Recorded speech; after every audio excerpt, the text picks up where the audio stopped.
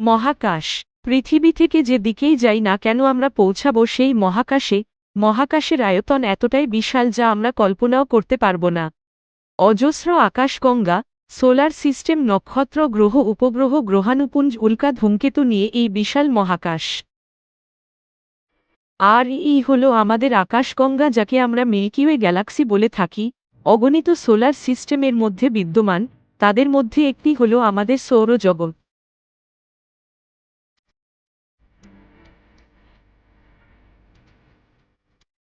আকাশগঙ্গা বা Milky Way Galaxy সূর্যকেন্দ্র থেকে প্রায় অর্ধেক দূরে অবস্থিত এবং উলম্ব দিকে ডিস্কের মাঝখানে অবস্থিত। সুতরাং আমাদের গ্যালাক্সি ত্যাগ করতে আমাদের গ্যালাকটিক কেন্দ্র থেকে প্রায় 500 আলোকবর্ষ বা প্রায় 25,000 আলোকবর্ষ দূরে যেতে হবে।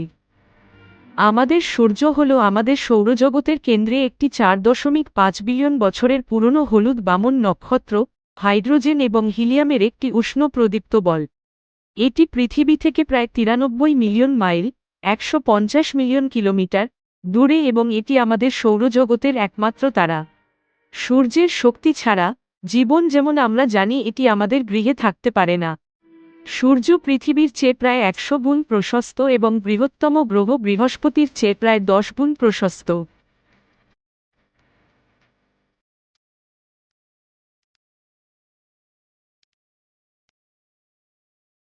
সূর্য ও চাঁদ পৃথিবীর নিত্য সঙ্গী।